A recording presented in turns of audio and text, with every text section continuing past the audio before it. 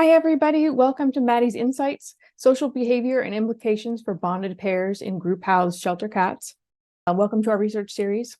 So Maddie's Insights are practical tips based on current research to help pets and people that you can use in your shelter. Today, our guest is Dr. Malini Suchak, an award-winning and much published professor of animal behavior, animal cognition, and animal well-being at Canisius University in Buffalo, New York.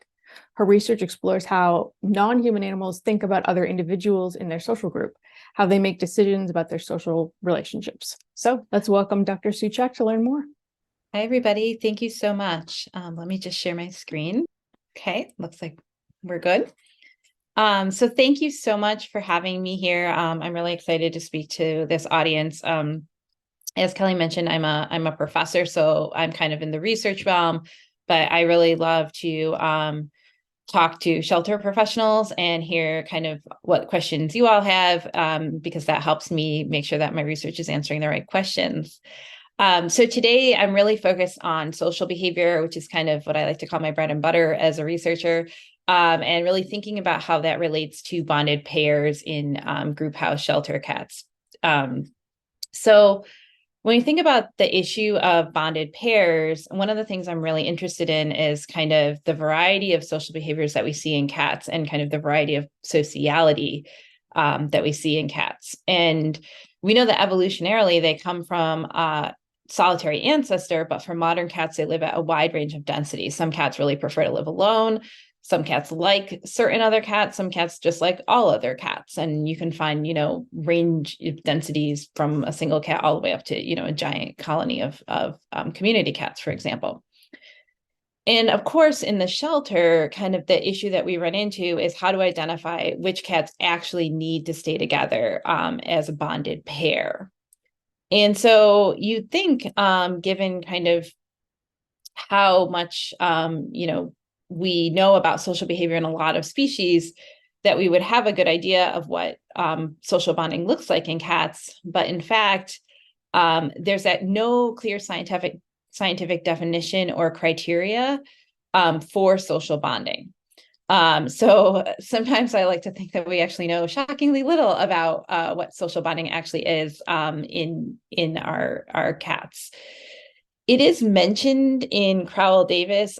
She has probably one of the best overviews of social behavior in cats that's out there. And she says, within the group, a number of affiliative behaviors are exhibited. So affiliative would be friendly or prosocial behaviors. And she says, particularly between cats who are preferred associates. And that piece of preferred associates is really important. And I'm going to come back to that because a bonded pair is not just a cat who's friendly with any other cat. It's two cats who are specifically linked to each other. So they're preferred associates of each other more so than anybody else. And she talks about the fact that they're frequently found in proximity to each other. They might be found in a variety of contexts and locations. So they're not simply going to preferred resources. Sometimes the way we put resources in a space, cats will gravitate towards that. And we think that they're friends, but really they both want the same resource. But rather, the way that bonded pairs come together is in a variety of contexts, and they're coming together because of the bond, not because of the resource. So we don't know a lot from like an academic perspective, but it's not super uncommon to hear people talk about bonded pairs, particularly in reference to adoptions and animal shelters. And, if you Google this, you'll see a bunch of hits, but, people will try to kind of explain that bonded pairs are cats who have a special relationship. They must be adopted together because it would be stressful. And then this last explanation highlights the fact that they've spent a lot of their lives together. And that is something that we see is that the length of time animals have together really strongly influences how bonded they are. But there's a flip side to calling cats bonded pairs. And this is also spoken to in some of these sources, again, not academically, not in the scientific literature, but more popularly, which is the idea that when you have a bonded pair, it may take longer for them to be adopted. So sometimes people just want a single cat. That's often, or they might already have cats and they don't want to have to introduce a pair into their existing group of cats. It may increase the cost, even if the adoption is discounted. the lifetime cost of adopting a pair of cats is higher than the lifetime cost of adopting a single cat. It may be complicated, right, for them. Maybe they brought one carrier and now you need two of everything. And so there's just, it seems that there's some barriers to adoption of bonded pairs. But again, this is just something that I kept seeing, or I kept hearing from folks as I would talk to different shelter workers about, what they were seeing. But I wasn't finding any actual scientific research out there on the impact of bonding. So what my group of researchers, my team did was we looked at adoption rates, basically. And so we classified cats by outcome. We had single outcome, which is a cat adopted alone. Multi-outcome was a cat that's adopted with another cat. And weirdly, as we started to do this work, we realized that some had an official notification. There was something in the shelter database that said, these two cats must go together. It would sometimes be printed somewhere, but there was something official that said, these cats must go together. And then there's ones without notification, which is in our records, we see that they left and went into the same home together, but there was nothing officially written anywhere at the shelter as to why that was. And so the ones that we would probably consider the equivalent of a bonded pair would be the ones with the notifications, right? Those are the cats that typically the shelter has evaluated as being bonded, and thus they need to go out of the shelter together. What we found was we looked at whether being a multi-outcome was, an influence on the length of stay of the cats. And we used the days on the adoption floor. So the days that cat was actually available for adoption. And we found that cats that were part of a single outcome, a multi-outcome without notification, had roughly the same length of stay. But once they had that notification in there, their length of stay increased.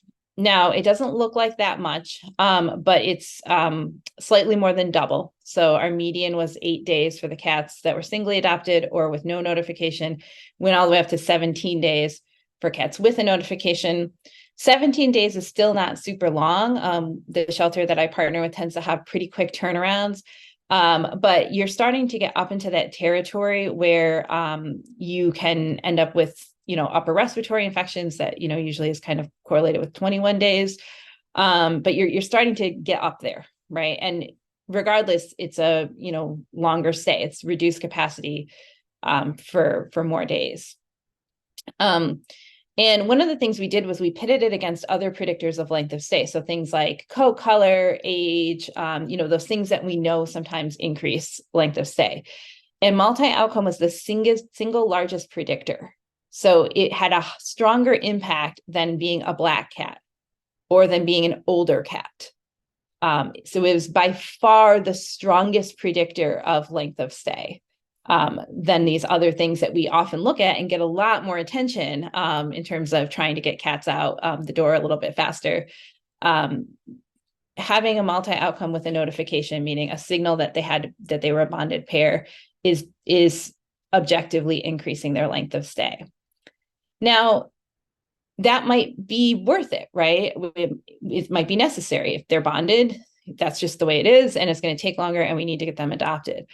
So one of the things we did was we coupled this part of a study with a behavioral study where we actually looked at the behavior of cats and compared it from whether they were labeled as a bonded pair versus not.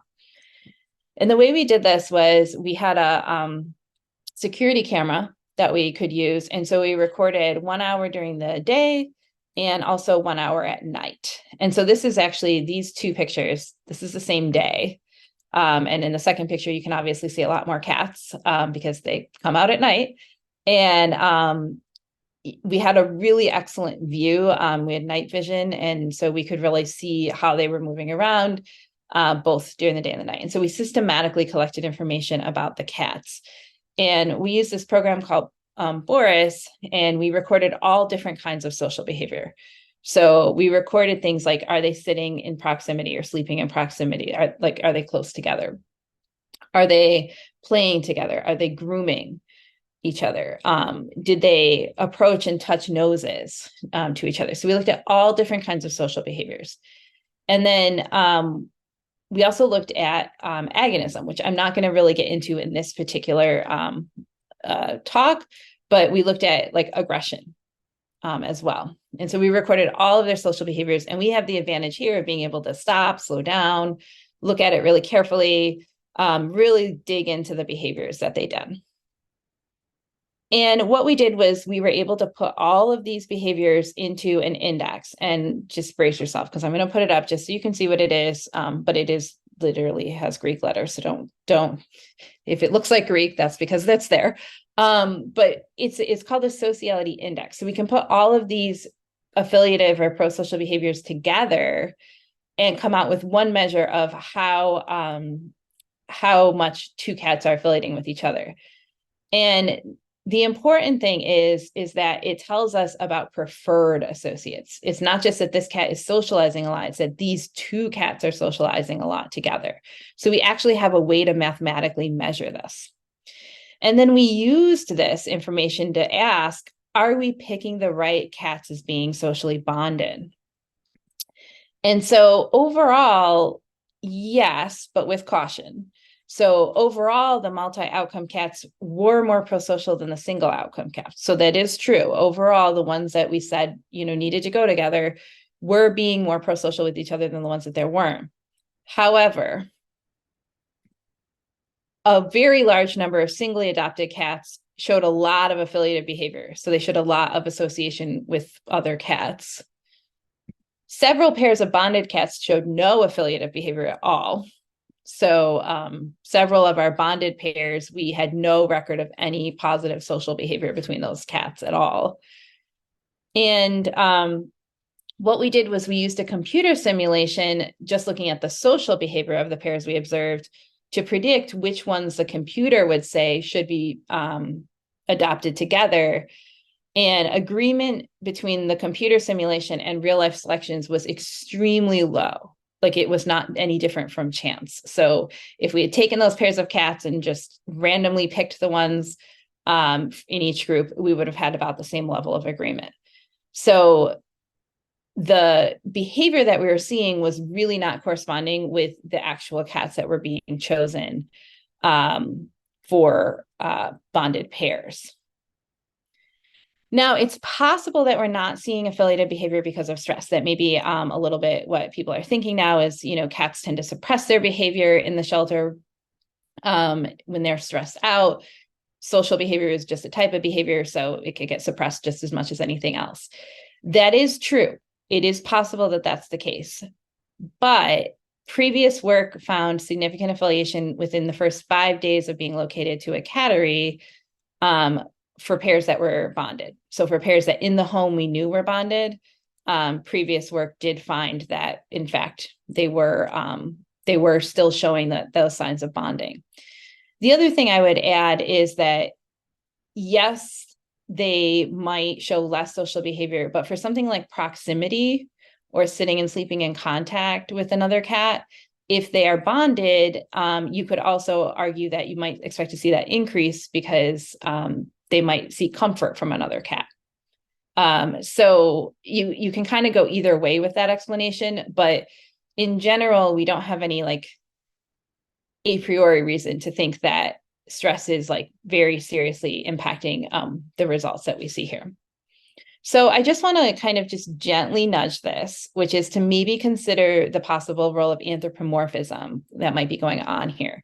So one of the things that I was seeing a lot when I was doing this work was that the cats who were being selected as socially bonded were cats that had come from the same home.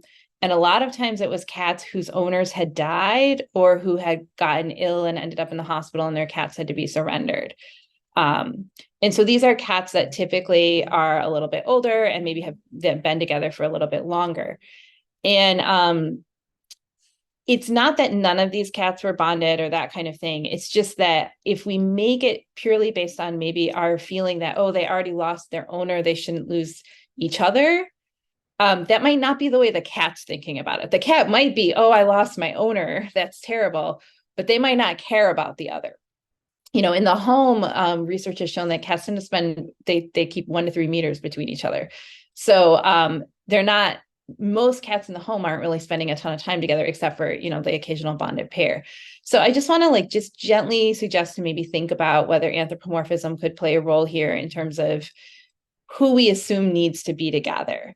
And maybe there's other mechanisms we could use, which I'll come back to at the end, to kind of try to better identify the pairs that really do need to be together, to try to get that accuracy up a little bit. So in trying to build towards thinking about what we might be looking at to help identify those bonded pairs, what I want to do is talk about social behavior and the patterns of social behavior that we see. So in the shelter, I've done a lot of work just basic looking at social behavior. So I go in and we look at kind of who's spending time with who and why. And we've done this a few different ways. So I showed you the kind of computer program we've been using with the videos. We've also gone and literally stood in front of the room with an iPad, and we have a program that, we can punch in the cats' names, and, proximity measures just give us different information about kind of how much space they're putting between themselves and others. For the security cameras, I think we had about, I think it was about 700 hours of data. For here, we have about 90 hours of data. But we can basically look for patterns of kind of what are they doing with each other and how much. And, what we found is that sociability is really variable.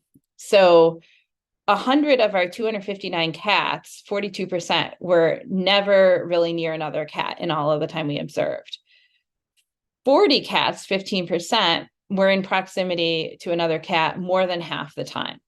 So I like to think of that first group as our wallflowers. There are cats that pretty much are staying away from all the other cats. Doesn't mean that they're upset or aggressive or uncomfortable. They just keep their own space, which is a very cat response to being in a group of cats. And then on the other end, we have our, social butterflies, who are kind of frequently around other cats. Sometimes for some cats, it doesn't matter who. Other cats, it's frequently around very specific other cats. And so one of the things we looked at was whether or not they spend more time with familiar individuals. And the way that we defined familiarity was simply if they came into the shelter together.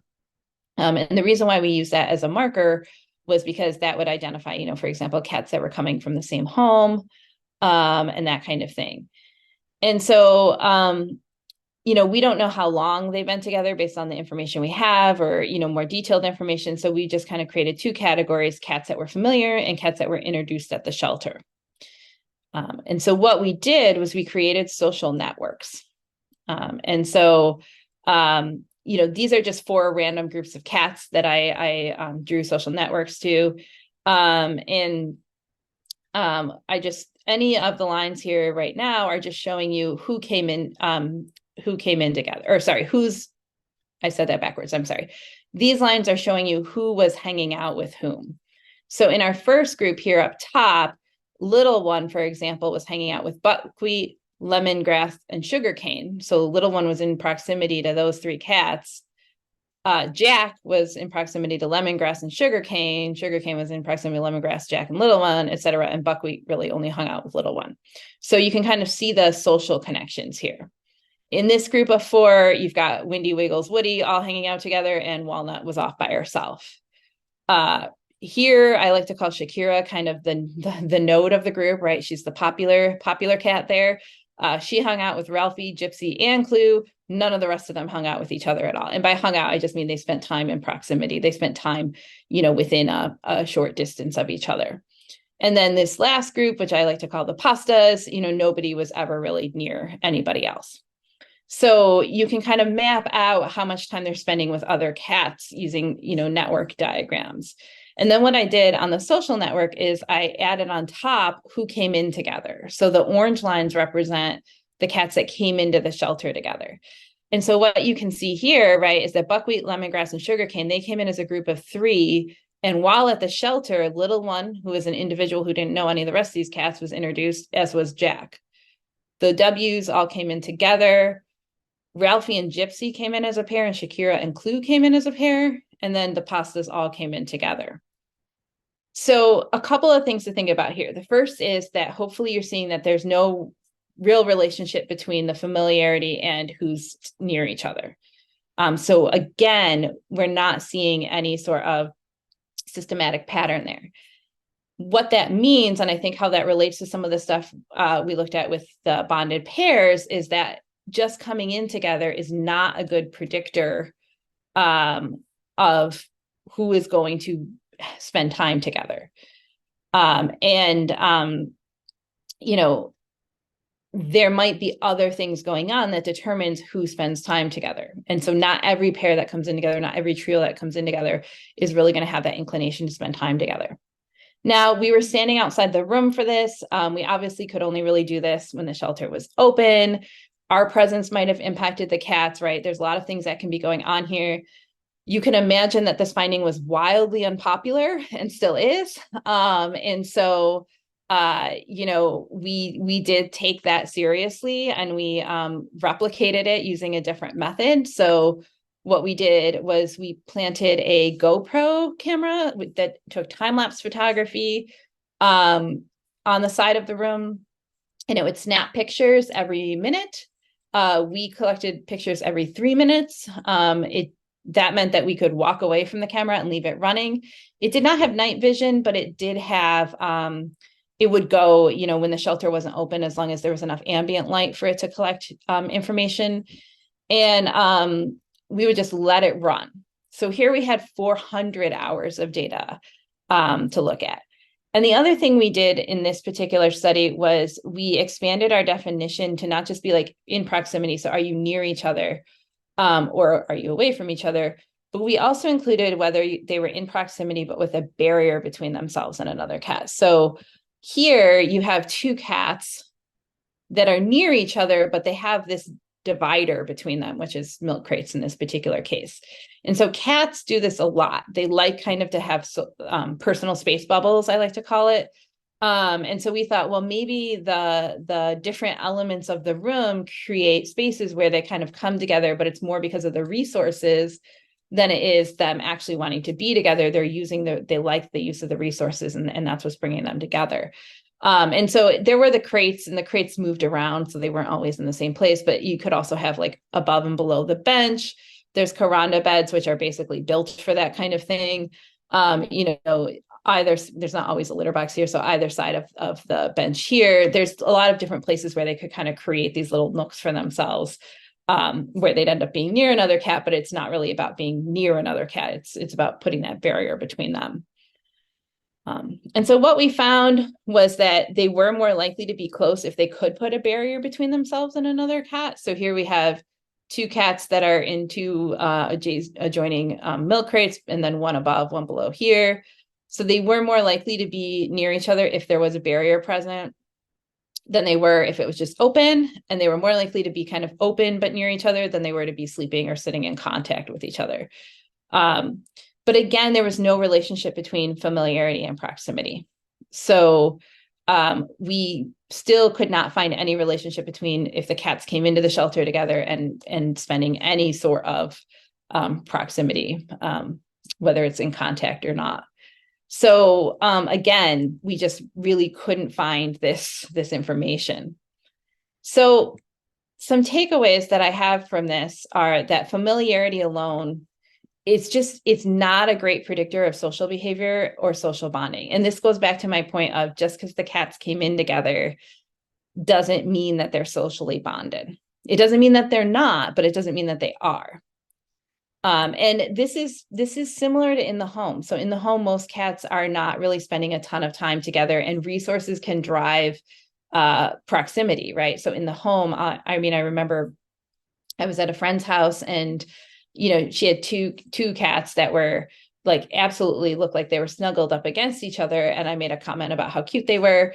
And she said, oh, there's a heating vent behind them, right? So it's not really about the fact that they were cuddled up together. They were cuddled up to the heater, and that happened to be in one location and drew those cats together. So resources can drive proximity in a way that is maybe different than the cats just kind of organically choosing to hang out together. And again, stress may alter social behavior, but we still don't have really clear evidence that is playing a role in the fact that we're not seeing familiar pairs hang out together, that would affect, all pairs kind of all together. Now, often at this point, I have someone or maybe several someones, maybe this is you, maybe this is not you, but you're getting that like looming feeling of, but I've definitely seen bonded pairs. She's sitting here telling me that these cats aren't bonded, but I'm telling you, I have seen bonded pairs. Or maybe you're like, but my cats at home are bonded. They're suctioned to each other. They love to hang out together. They're best friends. And so what I want to stop here and say is just like, I believe you, right? I have seen bonded pairs myself. I have seen pairs, I have seen pairs in the shelter. I've seen pairs in people's homes that really genuinely seem to really like each other and would be distressed to be separated. So it's not that they don't exist. And that's not my argument at all. It's just that we need to think about how to identify them better.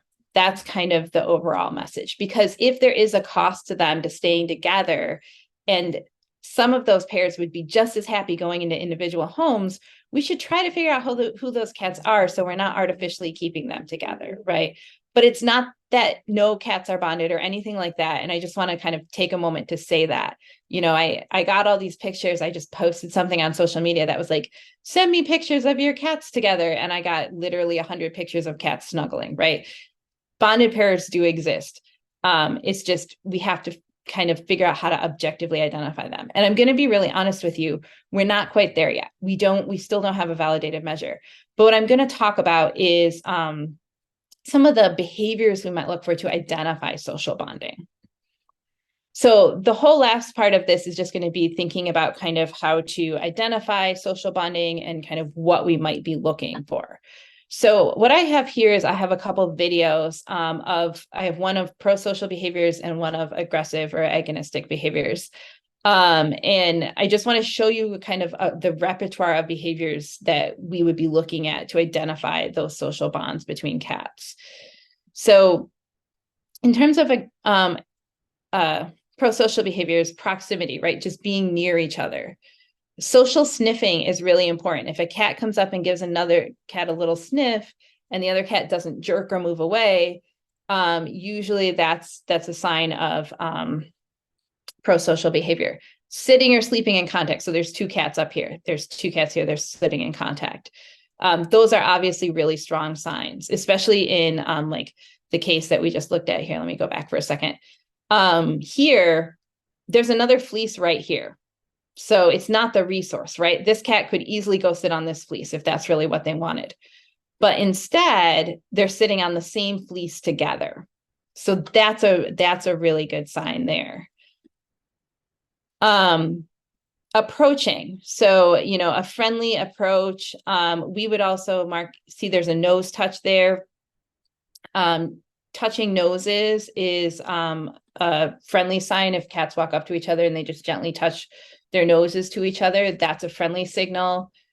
Here we had an approach that was followed by allo grooming, which I'll show you in a second. So it's not just that they approach each other, it's what happens, right? If one cat approaches another and the other moves away, that's not a sign of a bonded cat, right? But if they approach, they touch noses, they start to groom, they rub along each other, those are all signs of bonding.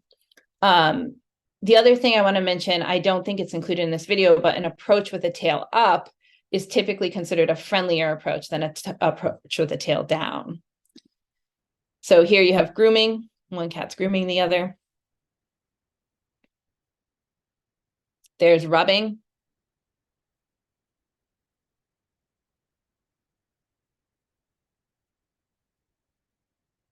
More rubbing. This is playing.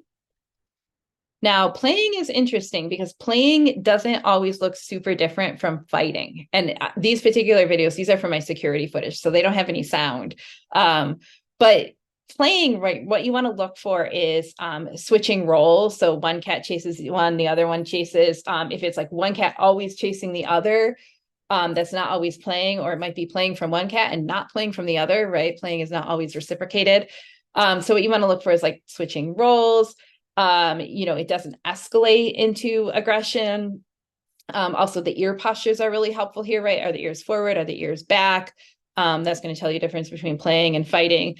But playing is kind of an interesting one because you kind of know it when you see it, but the line between playing and fighting is not always the clearest. And sometimes animals do kind of flip back and forth between the two.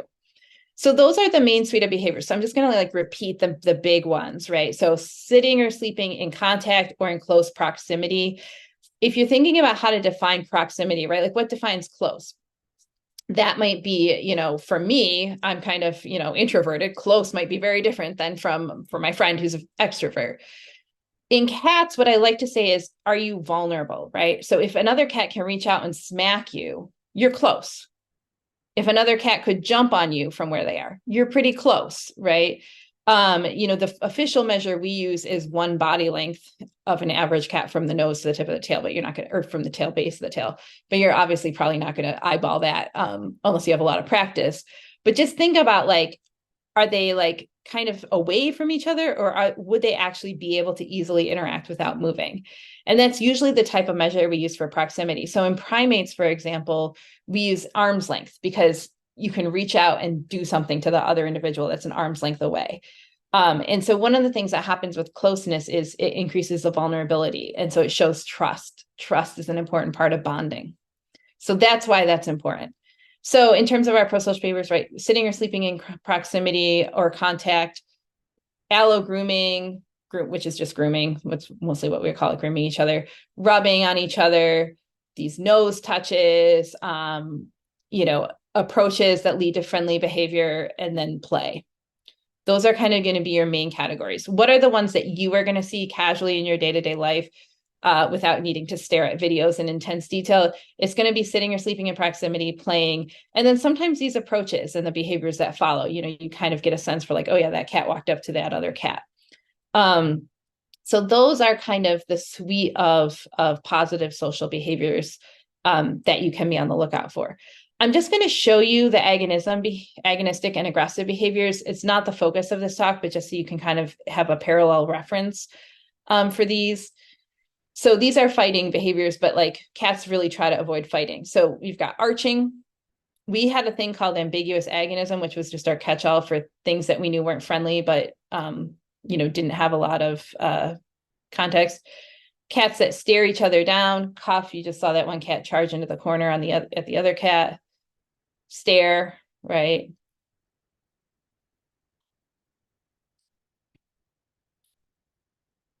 And this cat's still looking.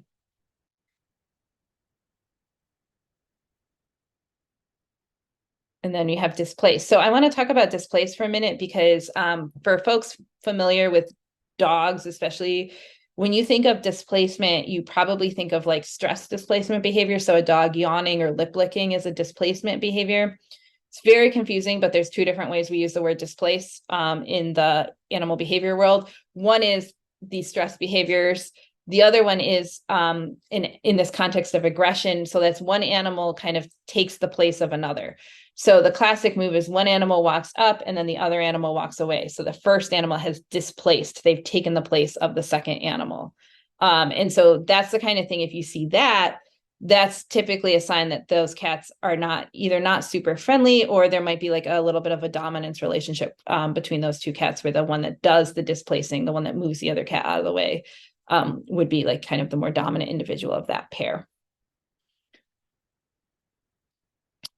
So one cat walks up and then another cat's going to pop out.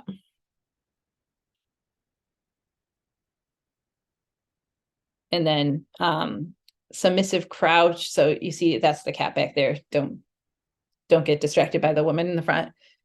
And then pouncing.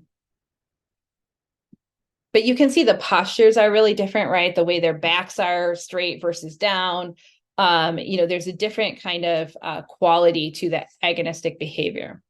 Now, one thing I want to say is, obviously, if you're seeing a lot of agonistic behavior, first of all, consider separating those cats and hopefully removing them from the room. It is not unusual to see some aggressive behavior from bonded pairs. When we ran our numbers, we actually did see like a weak correlation. So meaning the cats who showed the more prosocial behavior also showed more agonism. It's not super strong because we just didn't see a lot of agonism overall. Like Tiffany Smith, who did these videos for me, combed through like hours and hours of videos just to find a few examples. But what I think what I think happens sometimes is cats who are socially close are also just more comfortable with each other. So they're more likely to, get in a moment where like one does something and the other one gives them a little cuff or something like that. And that you may see that in your own home. That's not uncommon, right? People who have cats that get along perfectly fine in the home and might sleep together and that kind of thing also will sometimes get into a little scuffle. So it's not like if you see those, you definitely shouldn't keep those cats together. It's just, if that's the general nature of the relationship, yeah, those cats definitely don't need to stay together, and they probably shouldn't even be together in the room in the shelter. But if they are mostly being prosocial and a little bit aggressive, that's a pretty normal mix. So I just want to mention that. I showed it to you to kind of give the context, but I don't want people to read into that and think that, absolutely you can't have any aggression at all. So let me check my time. Okay. So again, I'm going to come back to the fact that I can show you social behaviors. I can talk to you about the social behaviors that we tend to see, how we tend to see them, when we tend to see them. We can talk about things like, trying to look for kind of these more obvious behaviors like contact and that kind of thing. But there is no scientific definition. I can't give you a formula that says if you see X, Y, and Z, this pair is bonded. And if you see A, B, and C, that pair is fine to split up. That doesn't exist right now. And I want to return to this mention from Crowell Davis about social behavior, because what I want to point out here is you want to look for those social behaviors, and you also want to look for them in preferred associates. So is it the same two cats that are always hanging out together? That's really important, because that is that bonding piece. And so what my suggestion at this point in time, given what we have available to us, is to kind of put the two things together, right? Look for the behavioral signals and look for them targeted towards a specific other cat, and let that be your guide. So I have just a couple of questions to kind of help you consider which cats might be bonded. So maybe kind of like a mental checklist to run through, some things to think about. So do you have any evidence other than the cats being surrendered together? I'm sorry, I genuinely have tried so many times to find a relationship there, and I just haven't. So do you have any other evidence besides the fact that they were surrendered together? And if so, maybe that's a pair to think about. Are the cats regularly sleeping or sitting together? And have you ruled them out sleeping together due to shared resources? Right. So one of the things, I didn't talk about this when I was talking about kind of what the patterns we see in the shelter, but one of the things you want to look for with the resources is, do they have a choice of resources? Could they choose the same resource without that other cat present? So I did talk about that actually with a little bit of that fleece thing where the two cats were on the same fleece, but the other one was right next to them. And one of the ways to achieve this in the shelter is to try to get an N+1 of resources. So we often talk about N+1 as like, you want to have enough resources for every cat plus one. So if you have 3 cats, you want to have 4 beds or fleeces available for them. Now, some things we can't control, right? Like in my shelter, there's one windowsill looking outside. So like that's the only windowsill, right? But you want to try to rule that out as much as possible. And some of that will come along for the ride by just providing enough resources for the animals, or large enough resources, right? If your shelf is large enough, they can both use the shelf without being right next to each other. That's going to tell you a lot more than if you have a small shelf and they're both using it. So being able to rule out that shared resource use is really important in terms of identifying bonding. Have you seen any other signs of affiliation, like grooming, touching noses, any of these little like friendly interactions? Harder to see. I'm lucky, right? I sit in front of the computer and can look in detail. Lots of people are really busy. Shelters are often understaffed, right? You don't have time to sit there and stare at the cats and try and see if you can see any of these little things. But if you do start to see those, or someone or a volunteer starts to see them or anything like that, those are really good signs. And somehow having a way to note them down so that there's a record that you've seen them is really helpful. Is their behavior specific to another cat, or are they just friendly? That's a big one, right? We've got cats that are really friendly. I have seen so many cats, not so many cats, because a lot of them aren't very social, but like of the really social cats, I've seen several that just hang out with whoever. And those are great cats because they can go into homes with other cats. But that doesn't mean that they need to hang out with the cats in their current group, into the future, because it's not specific to another individual. Preferred associates or bonded pairs are specific to the pair. And then one other way I think that we could also kind of try to help with this, I haven't seen any work done on this, but would be trying to collect more detailed owner reports at surrender. So a lot of times the owner report will say like, oh yeah, these two cats have been together for a long time, or these two cats are brothers or whatever. But even just asking, oh, like, how do they behave together? Do they hang out together a lot? Do they groom each other? Those little things that an owner would maybe pick up on. That might be really helpful information for us. One of the things I always think about, and I always limit myself to, is what information does the shelter have right now that they could use, right? When I look at the database, I just look at what's already in there because that's what they see. But there might be ways to augment that in your process that would also give you a little bit more information about, whether or not that pair is actually bonded. Because sometimes, I've seen people like, have a cat that has been together for a long time, and you're like, oh, do they hang out together? And they're like, no, they're always in different rooms. Or yeah, but like that one always stays at the head of the bed and that one sleeps at the foot of the bed. And it's like, okay, well, they're on the bed because you're on the bed, right? And they're trying to use you as a resource, but stay as far away from each other as possible. So sometimes these little comments can be really informative for actually placing whether those cats need to actually go together versus not. And then I'll just wrap up with just a couple of quick takeaways and recommendations. So cats, do show a suite of affiliative behaviors, the most obvious of which are sitting or sleeping in proximity or contact with each other. And those are going to be the ones that are going to be easiest for us to notice. If you're walking by, you're going to see, oh, that pair's always sleeping together. The other ones are great if you have the resources for someone to look at, but sitting or sleeping in proximity will get you part of the way.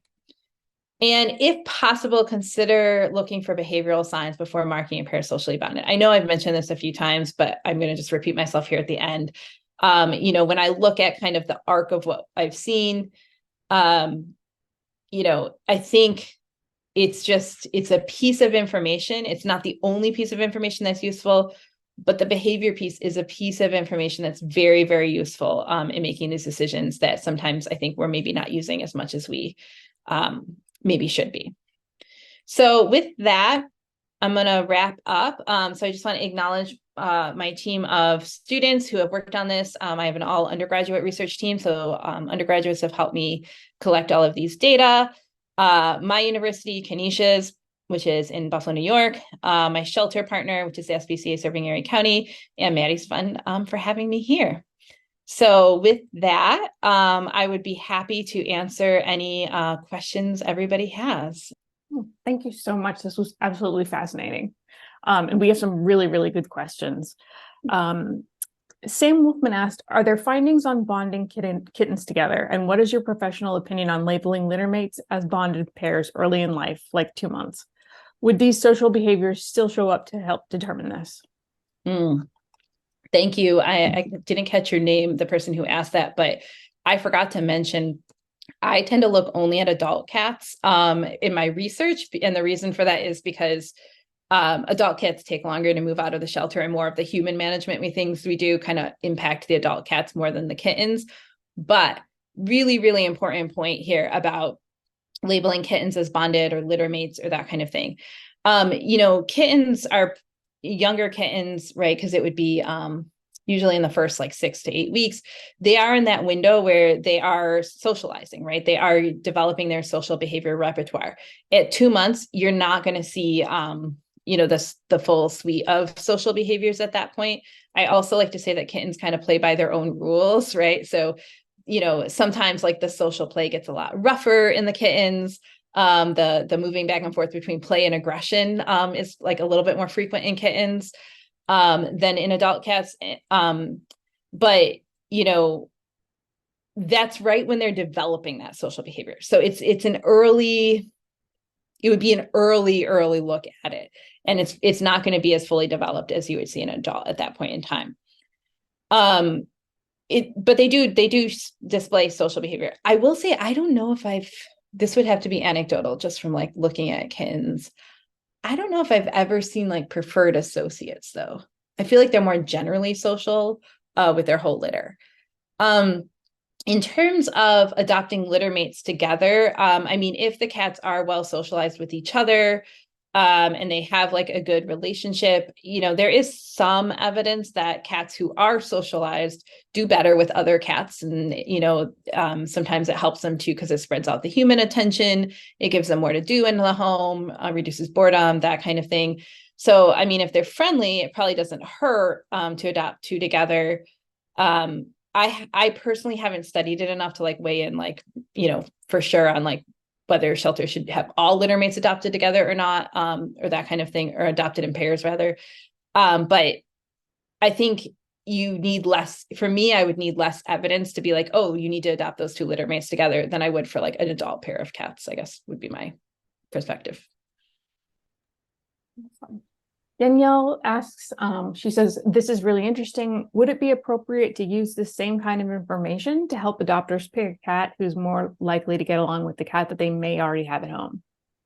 So yes and no. Overall, if the cat is comfortable with other cats, if the cat is coming near other cats, yeah, that is going to be really helpful for understanding which cats are going to do better in multi-cat homes. Now, I mostly look at group house cats, so those are cats that are generally pretty chill around other cats. Like my sample is already kind of skewed towards cats that would probably be okay in the home with other cats. So if you just see general sociability, right? This cat doesn't mind walking near this other cat. This cat will approach other cats without being aggressive.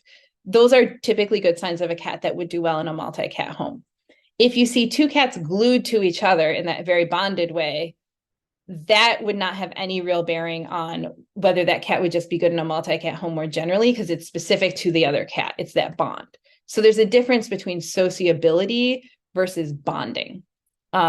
So just generally social cats, yeah. I mean, if you just see them hanging out near other cats and it's lots of different cats, those cats I look at and I'm like, you're great. You could go literally into any home. We don't have to worry about, what the constellation of other animals in that home are.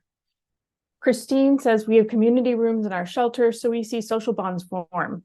Are there signs to look for to determine if separation would be detrimental? Yeah. So one thing I would say is, like, to me, the most natural way that we would see that in a shelter is if one of them needs vet care. You can kind of see if the other one, is showing some signs of distress. My strong recommendation is don't try it, because I think you don't want to unnecessarily cause distress, but I think there's these organic moments that happen, where someone gets vet care, or even if you're trying to medicate one cat and you kind of have them restrained, is the other cat like coming up, or are they, staying away, that kind of thing. So I think there's some organic moments where you can kind of evaluate that. Right now, I don't have the information. Like, I have not been able to identify, I haven't been able to identify that predictor of distress. And I will say I've actually been wrong in the other direction. Like, there was a pair I had where they seemed quite socially bonded to me. And then one ended up actually was that it turned out that the one cat had a pretty advanced kidney disease, and, was really at like a terminal phase. And, ultimately they had to be separated because, one cat passed away and the other cat was totally fine. And I was like, I would not have predicted this. Even me, who I'm like skeptical about bonding, I would not have predicted that. So, it's a little bit hard to know, but there are some organic moments, I think, that happen in the shelter that should be a really big cue. And if you start seeing distress in those moments, like, those are cats that really need to be together. Rachel asks, have you noticed any correlation in highly under-socialized cats or cats from hoarding cases in showing either social affiliation or aggression? So I actually have a large portion of cats that come from hoarding cases. I have an unusually large number based on like other studies. I seem to have a much bigger number. So cats that come from hoarding cases, it's not that they're prosocial and it's not that they're aggressive. They stay away from each other. So what I've seen is basically all of the cats kind of get into their little personal bubbles and then, don't mix much at all. And the way that I've kind of described it is like, back in the early days of COVID, when you would go to the grocery store and you're trying to keep 6 feet between yourself and everybody else, right? And like, you'd come down an aisle and someone else would start to come down the aisle and you turn around and back out and stay away. That's what it looks like they're doing to me. And in fact, in my studies on space use, kind of the average space between cats is 2 meters or 6 feet. And so they kind of keep these 6-foot bubbles around themselves. And like, one will try to go down to the floor for, maybe to use the litter box, but they'll try to get there in a way that they're not crossing paths with another cat. And so that's the most characteristic thing that I've seen in the hoarding cases. And it's something I really have my eye on, because I think sometimes with hoarding cases, you get such a large influx at a time that you're like, well, this group room probably holds like 6 cats, but these cats were in a hoarding case. So even if we put 8 or 9 in there, that's going to be much better conditions that they were in. And we have a capacity issue, so we need to put more cats in here at the moment. And I don't think it's necessarily harmful to the cats, but understanding that they're not really hanging out together and they're actually trying to not get in each other's way. You can see how at some point you start to kind of decrease their ability to move and to access the resources in their space if there's too many cats in there. So hoarding cats are really interesting because I find them very asocial. There seems to be a difference between Crowell-Davis definition of proximity, over 3 feet between cats, and what was used in your studies, which is 1 cat's length. What was your rationale for using the shorter distance? Do you think using that definition of proximity would change your findings? And one more question, did you examine the proximity with and without a barrier between the cats? And did that change what you found? Yeah, so just a quick point of clarification. So her definition is within 1 meter. So that's less than 3 feet or 3.3 feet, not over 3 feet. So hers is within 1 meter. I used, a cat length. So the issue with using 1 meter in a shelter room is that the shelter room is only a couple meters long. So when you put cats in that kind of space, they're automatically often within that distance of each other. And so you don't get a lot of that read for whether or not they're actually like choosing to be within that amount of space. So a narrower distance is basically a more stringent measure.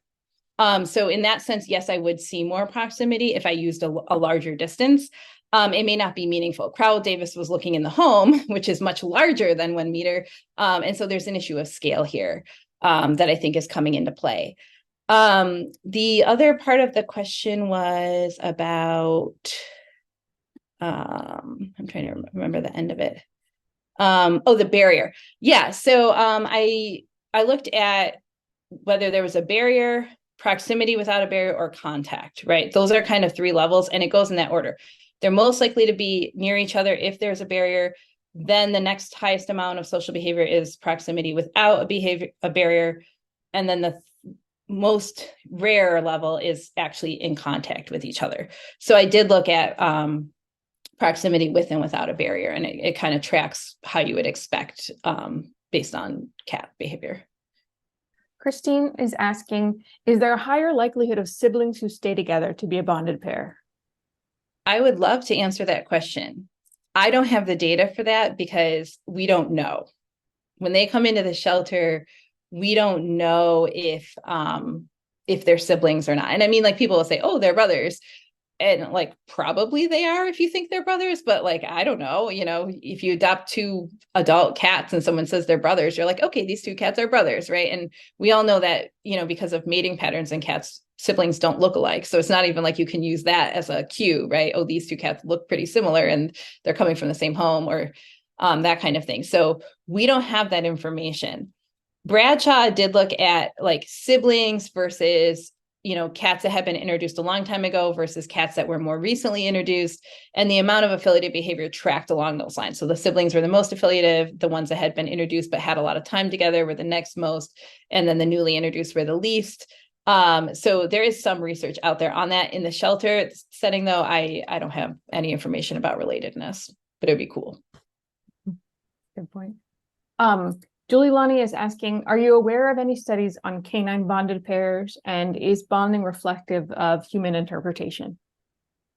So great question. I don't have any information about dogs. I am really a cat specialist. And so I always have people ask how it relates to dogs, and I never have a satisfying answer for that. In terms of the human interpretation, Yeah, I mean, I'm just gonna be honest, like in the scientific literature, I really wouldn't look for the phrase social bonding. I think preferred associates like what Crowell Davis has, or affiliate might be a term that we more often use. And sometimes people say like, oh, that's because we're thinking humans are special, and we're trying to distance ourselves from animals. But I think it's a little bit less of a loaded term. Like a preferred associate is really just a description of this cat prefers to associate with that cat. Social bonding implies like a valence of that relationship, that we're inferring to be there, right? We're inferring that they are close because of that bond. And so, I think that, yeah, the idea of bonding itself is a human lens on the situation. And you can kind of like step back and kind of look for some more objective measures. But ultimately it comes from us. And I think that's also part of what feeds the anthropomorphism a little bit, because we know like we're bonded with our cats that are in our homes, and then we would leave, if we leave them, like that's sad for them, right? Like that there's a lot of human interpretation in there.